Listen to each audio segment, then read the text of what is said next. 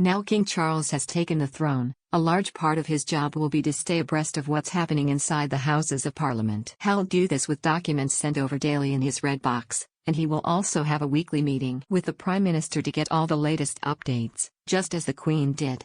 The monarch held his inaugural weekly audience with Liz Truss at Buckingham Palace this week, and photographs and a short clip were released to mark the historical occasion. While the King met the PM several times following his mother's death, this would have been the first times they sat down to discuss the weekly events. While the discussions of the weekly meeting remained strictly private, royal and political fans spotted a few key details which many may have missed, including one slightly sassy comment. What do you think about the new PM? Let us know in the comments. King Charles was filmed as he greeted Truss, and snippets of their conversation was picked up by cameras, however it doesn't bode well for the rest of the chat. After Truss performed yet another awkward curtsy, the King can be heard saying dear oh dear as she walked into the room.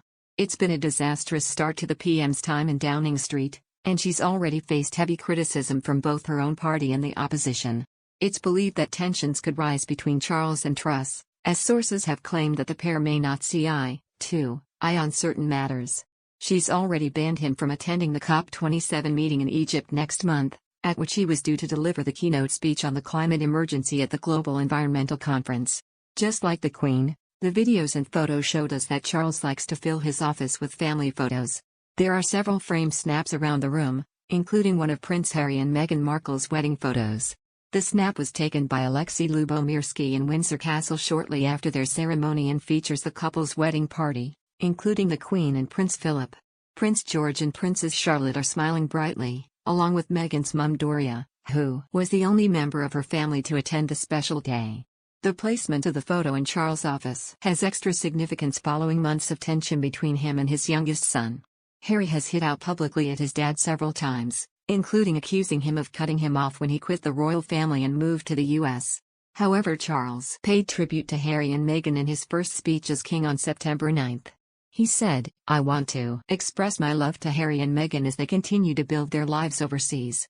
On January 8, 2020, the Duke and Duchess of Sussex announced their decision to step back as senior members of the British royal family on Instagram.